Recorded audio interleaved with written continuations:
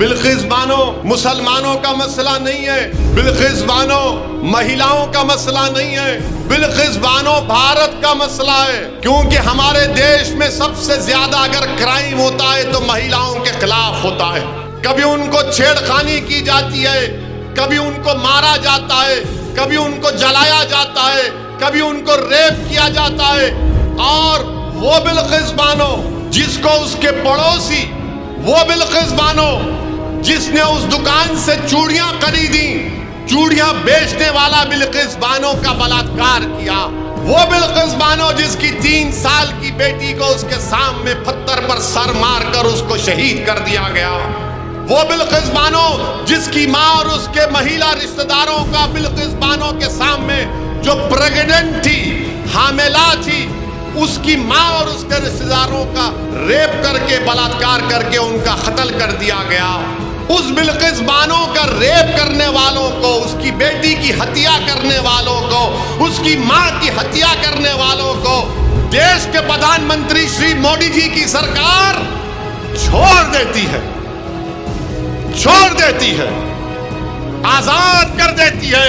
वाह देश के प्रधानमंत्री, क्या झूठा आपका वादा था कि बेटी बचाओ बेटी पढ़ाओ।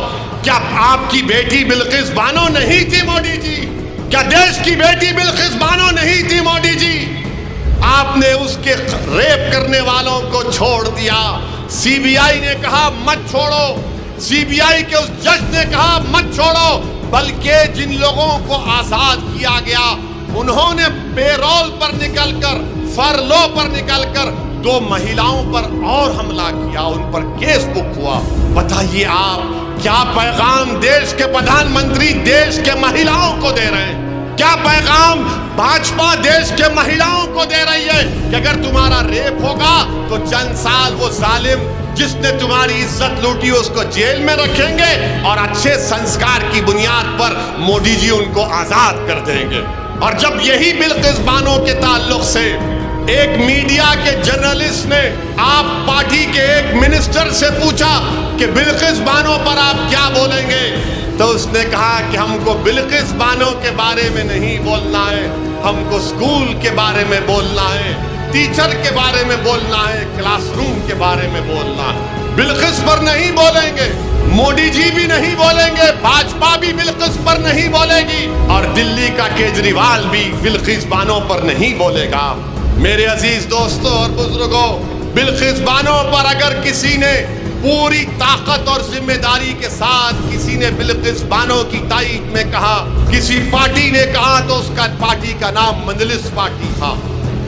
नहीं, मैं तुम्हारे थालियों का मोहताज नहीं हूं। मैं तुमको एक पैगाम देना चाह रहा हूं बापू नगर की जनता को कि बिल्किस तुम्हारी भी बहन है, बिल्किस तुम्हारी भी बेटी है, बिल्किस की मरने वाली बेटी तुम्हारी भतीजी भी हो सकती है, तुम्हारी भांजी भी हो सकती है। अगर कल तुम्हारी औलाद से ऐसा होगा तो तुम क्या करोगे बताओ? आज एक सरकार ने एक महिला की अस्मत रेजी करने वालों को छोड़ दिया और क्या पैगाम दिया गुजरात के महिलाओं को? ये गुजरात के महिलाओं को सोचना पड़ेगा।